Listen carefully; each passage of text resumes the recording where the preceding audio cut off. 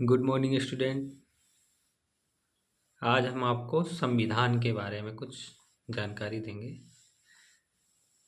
संविधान जो पॉलिटी से हमारे जो क्वेश्चन आते हैं उससे हम आपको डिटेल में पढ़ाएंगे।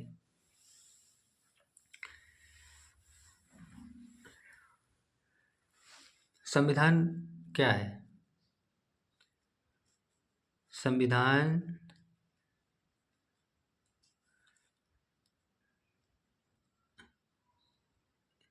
राज्य, स्टेट, निश्चित भूभाग होना चाहिए, जनसंख्या होनी चाहिए, जनता द्वारा चुनी गई सरकार होनी चाहिए, सरकार या राज्य संप्रभु होना चाहिए।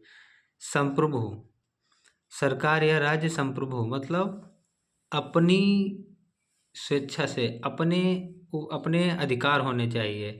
अपने आप जो भी, जैसे अपना भारत है तो इसको जो भी अपनी निर्णय लेने हैं ये खुद ले सकता है। निर्णय लेने की क्षमता होनी चाहिए अपने अंदर कि हाँ, मतलब हम ही निर्णय लेंगे, हमारे अंदर कोई नहीं, दूसरा नहीं घुस सकता है।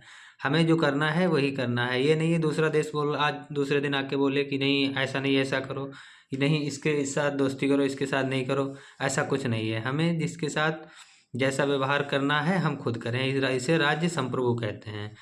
जनता द्वारा चुनी गई सरकार, जैसे अब एक प्रत्यक्ष रूप से बनाई गई और एक अप्रत्यक्ष रूप से।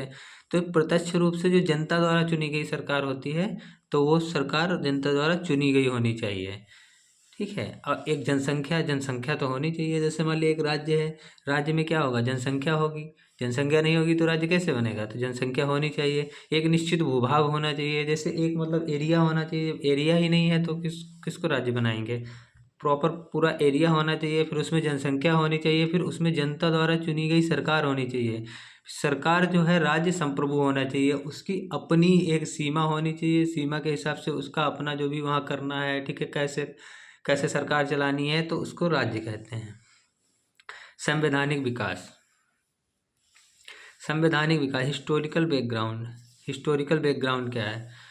इसका हिस्टोरिकल बैकग्राउंड, जैसे भारत का हिस्टोरिकल बैकग्राउंड देखा जाए तो सबसे पहले 1600 ईस्वी में 1600 ईस्वी में एक कंपनी भारत आई थी, ईस्ट इंडिया कंपनी।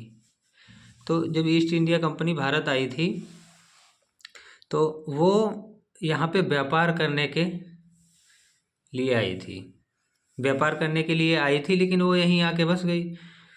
जब फिर उसने अपना शासन करना शुरू कर दिया, उसके बाद में यहीं पे अपने ब्रिटिश से जो आई थी तो उसने फिर ब्रिटिश शासन यहीं पे शुरू कर दिया। कंपनी का शासन खत्म हो गया तो ब्रिटिश सरकार ने अपना शासन शुरू कर दिया। तो इसी इसी को हम संवैधानिक विकास कहते हैं। इसका हिस्टोरिकल बैकग्राउंड है। ठीक है। तो 1600 के बाद 1773 में, इसके बाद में जैसे जैसे जैसे मतलब कंपनी राज करती गई वैसे वैसे अपने चेंजेस लाते गए। वो लोग अपने एक्ट बनाते गए, कंपनी एक्ट, शासन करने के लिए नियम कानून बनाते गए। तो सबसे पहले उन्होंने 1773 में एक एक्ट लाया जिसको हम 1773 का एक्ट कहते हैं। ठीक है। सबसे पहले एक एक्ट लाया गया था। अच्छा, ये एक्ट और ब्रिटिश शासन, कंपनी शासन और ब्रिटिश शासन में क्या अंतर है? कंपनी का शासन यह है कि जैसे कंपनी है, जो कंपनी आई थी तो कंपनी शासन कर रही थी। अच्छा, तो वो अपने एक्ट ला रही थी। कंपनी जब शासन कर रही थी तो कंपनी अपने एक्ट ला रही थी। तो 1773 से 1853 तक कंपनी का शासन रहा। उसके बाद 1858 से 1947 तक ब्रिटिश शासन रहा।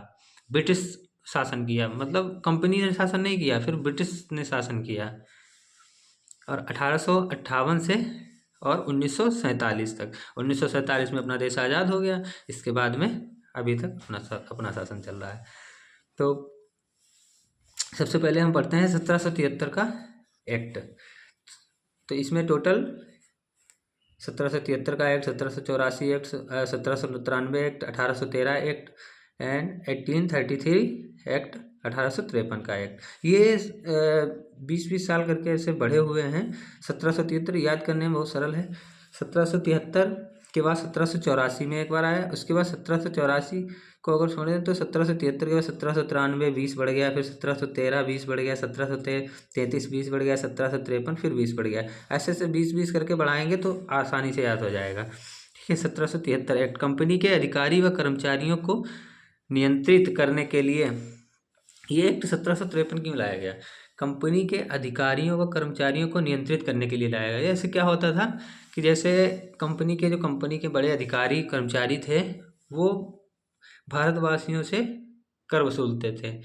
कहते थे नहीं ये हमें गिफ्ट मिला है, गिफ्ट नहीं मिलता था, उन्होंने ज़बरदस्ती टैक्स लगा दिया, कुछ भी लगा दिया, ऐसे करके ज़बरदस्ती टैक्स वसूलते थे। ठीक है। तो उसको वो कहते थे नहीं ये हमें भारतीयों ने गिफ्ट दिया है, घूस लेते थे तो उसको मतलब वो गिफ्ट कहते थे, घूस को भी गिफ्ट कहते थे। तो ऐसा नहीं है। तो इसको ख़त्म करने के लिए कंपनी के अधिकारी व कर्मचारियों के नियंत्रण के लिए फिर एक एक्ट लाया गया 1773। उसमें कहा गया था कंपनी के गवर्नर को गवर्नर जनरल कहा जाने लगा। जो कंपनी का गवर्नर हुआ करता था उसको गवर्नर जनरल कहा जाने लगा, और उसकी जो गवर्नर जनरल कहा जाने लगा उसकी पोस्ट सैलरी मतलब वेतन को बढ़ा दिया गया, उसके वेतन को बढ़ा दिया गया। और कंपनी में 4 सदस्यीय परिषद, 4 सदस्य मतलब उसमें 4 सदस्य होते थे। एक बोर्ड का गठन किया गया जो निर्णय से कार्य करेगी, मतलब जो निर्णय लेके कार्य करेगी। ऐसा नहीं है पहले ऐसे ही होता था, जो गवर्नर जनरल चाहता था वही होता था। ठीक है। उसमें क्या होता था सब मतलब वो जितना भी था घूस वूस लेके ऐसे काम करते थे और बहुत ज़्यादा परेशान करते थे।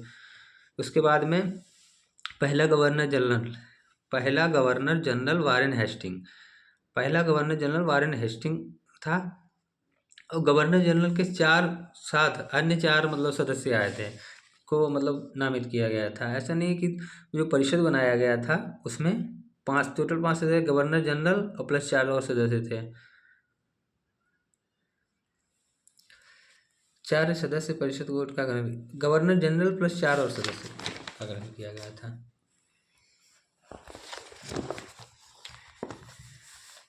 1773 के बाद 1773 का एक्ट के बाद फिर 1774 में एक और एक्ट लाया गया। 1774 में जो एक्ट लाया गया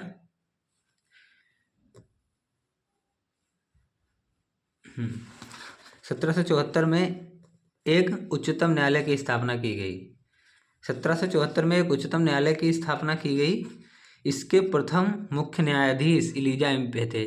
ये प्रथम मुख्य न्यायाधीश इलीजा इम्पे मतलब यहाँ पे जो उच्चतम न्यायालय की स्थापना हुई ये प्रथम पहली बार हुई थी। यहाँ पे इससे पहले कोई उच्चतम न्यायालय नहीं था। प्रथम मुख्य न्यायाधीश इलीजा इम्पे थे। इसमें 4 न्यायाधीश थे। 4 न्यायाधीश, एक तो मुख्य न्यायाधीश थे, 3 अन्य न्यायाधीश थे, जिसमें 3 अन्य न्यायाधीश चैम्बर्स, लेमेस्टर और हाइट थे।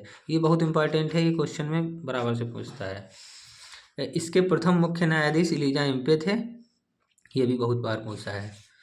कंपनी के अधिकारी कर्मचारी को निजी व्यापार भारत के लोगों से रिश्वत लेना बंद कर दिया गया। कंपनी के अधिकारी कर्मचारी को निजी व्यापार भारत के लोगों से रिश्वत लेना बंद कर दिया गया। 1774 में जो कलकत्ता में एक उच्चतम न्यायालय की स्थापना की गई थी, इसी समय कंपनी के अधिकारी व कर्मचारियों को निजी व्यापार मतलब जो उनका वो अपने आप व्यापार करते थे, निजी में व्यापार करते थे, जैसे कंपनी का काम कर ही रहे हैं उसके साथ में अपना व्यापार करते थे। उनका निजी व्यापार जो था कंपनी का जो अलग से मतलब व्यापार करते थे वो ख़त्म कर दिया गया था, निजी व्यापार को ख़त्म कर दिया था और भारत के लोगों से रिश्वत लेना बंद कर दिया गया। उसके बाद बम्बई व मद्रास प्रेसिडेंसी को बंगाल प्रेसिडेंसी के अधीन कर दिया गया था।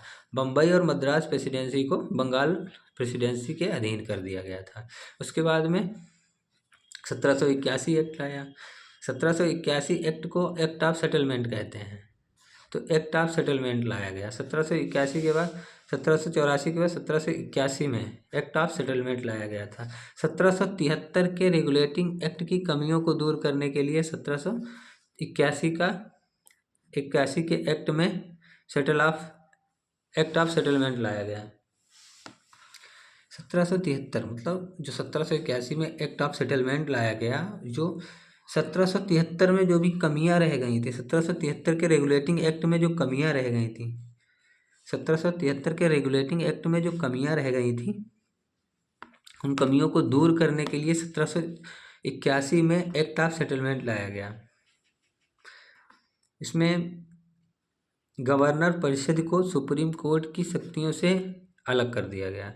जो गवर्नर परिषद था उसको, गवर्नर परिषद था जो गवर्नर थे, उनका गवर्नर परिषद था 4 सदस्यों का, उनके परिषद को सुप्रीम कोर्ट की शक्तियों से अलग कर दिया गया। सुप्रीम कोर्ट अब उसमें कोई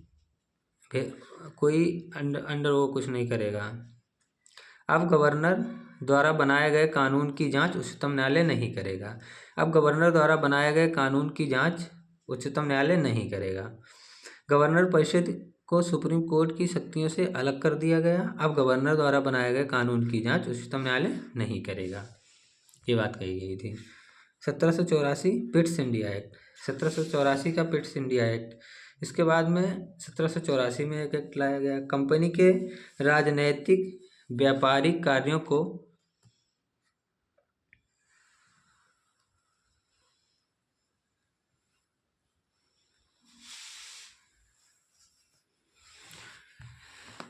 इसके बाद 1784 में पिट्स इंडिया एक्ट लाया गया। कंपनी के राजनीतिक व व्यापारिक कार्यों को अलग कर दिया गया। कंपनी के राजनीतिक व व्यापारिक कार्यों को अलग कर दिया गया। एक बोर्ड ऑफ कंट्रोल की स्थापना की गई। इसमें इसको नियंत्रण बोर्ड कहते हैं। इसमें 6 सदस्य होते थे। इसकी नियुक्ति ब्रिटिश साम्राज्य ने की। इसकी नियुक्ति जो थी ब्रिटिश साम्राज्य ने थी। गवर्नर की परिषद में सदस्य संख्या को 4 से घटाकर 3 कर दिया गया था। गवर्नर परिषद में सदस्यों की संख्या को 4 से घटाकर 3 कर दिया गया था। जो गवर्नर परिषद में सदस्यों की संख्या 4 थी, उनको घटाकर 3 कर दिया गया। अब